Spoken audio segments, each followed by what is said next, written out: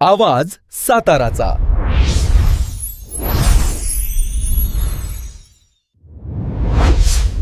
आवाज साताऱ्याच्या न्यूजमध्ये आपले स्वागत आहे। कोरेगाव पंचायत समितीच्या सभापतीपदी रुपाली गोरवकर, उपसभापतीपदी रवींद्र पवार यांची बिनविरोध निवड। कोरेगाव पंचायत समितीच्या सभापती व उपसभापती पदाची निवड सोमवारी दुपारी शांततेत व बिनविरोध पार पडली। पंचायत समितीच्या सभागृहात अध्यासी अधिकारी तथा प्रांताधिकारी प्रमोद कुदळे यांच्या अध्यक्षतेखाली दुपारी 12:30 वाजता झालेल्या बैठकीत या निवडी जाहीर करण्यात आल्या। सभापतीपदी राष्ट्रवादी काँग्रेस पक्षाच्या लासुर्णे गणातील सदस्य सौ.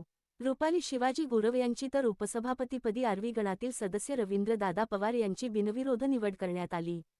कोरेगाव पंचायत समितीत एकूण 12 सदस्य संख्या आहे। नुकत्याच झालेल्या निवडणुकीत राष्ट्रवादी काँग्रेसच्या दोन्ही गटांनी एकत्रितपणे निवडणूक लढवत स्पष्ट बहुमत मिळवले होते। 12 पैकी 9 जागांवर विजय मिळवत राष्ट्रवादी काँग्रेसने पंचायत समितीवर आपली मजबूत पकड निर्माण केली होती।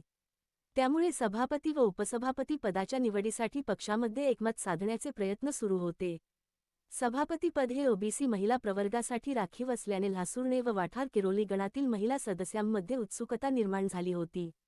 या पार्श्वभूमीवर सातारा जिल्हा मध्यवर्ती सहकारी बँकेचे चेअरमन खासदार नितीन काका पाटील, राष्ट्रवादी काँग्रेस शरदचंद्र पवार पक्षाचे प्रदेशाध्यक्ष आमदार शशिकांत शिंदे तसेच जिल्हाध्यक्ष तथा माजी मंत्री बाळासाहेब पाटील यांनी पुढाकार घेत दोन्ही पदांच्या निवडीविरोध व्हाव्यात यासाठी प्रयत्न केले। यासाठी रविवारी रात्री कोरेगाव बाजार समितीच्या सभागृहात पक्षातील प्रमुख पदाधिकारी व सदस्यांची महत्त्वपूर्ण बैठक पार पडली। या बैठकीत चर्चेनंतर सभापतीपदासाठी रुपाली गुरव तर उपसभापतीपदासाठी रवींद्र पवार यांच्या नावावर अंतिम शिक्कामोर्तब करण्यात आले। त्यानंतर सोमवारी अधिकृत बैठकीत या दोघांची बिनविरोध निवड जाहीर करण्यात आली। सभापती आणि उपसभापती निवड जाहीर झाल्यानंतर गटविकास अधिकारी सुप्रिया चव्हाण, सहाय्यक गट विकास अधिकारी लालासाहेब गावडे यांच्यासह सर्व प्रशासकीय खाते प्रमुखांनी नूतन पदाधिकाऱ्यांचे अभिनंदन करत शुभेच्छा दिल्या। चौकट 5 वर्षांनंतर पंचायत समिती परिसरात आनंदोत्सव। राज्यातील ओबीसी आरक्षणाचा प्रश्न सर्वोच्च न्यायालयात प्रलंबित असल्यामुळे जिल्हा परिषद व पंचायत समितीच्या निवडणुका दीर्घकाळ विखुरल्या होत्या।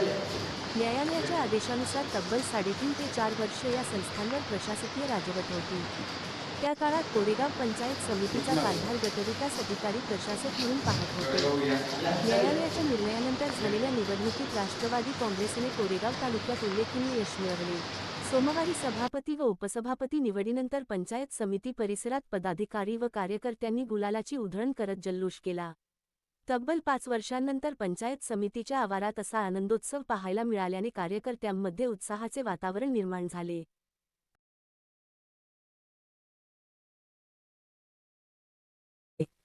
10वी, 12वी, डिप्लोमा, पदवी किंवा पदव्युत्तर पदवी इत्यादी शिक्षणासाठी लागणारे खालील कागदपत्रे काढून मिळतील: उत्पन्न प्रमाणपत्र, रहिवासी प्रमाणपत्र, जात प्रमाणपत्र, नॉन क्रिमिनल प्रमाणपत्र, सेंट्रल कास्ट सर्टिफिकेट, जात पडताळणी, वंशावळ, अल्पभूधारक, नॅशनॅलिटी डोमासाईल, सर्व प्रकारचे प्रतिज्ञापत्र, गॅप सर्टिफिकेट, 10वी, 12वी नंतर पुढील शिक्षणासाठी लागणारे सर्व डॉक्युमेंट काढून मिळतील।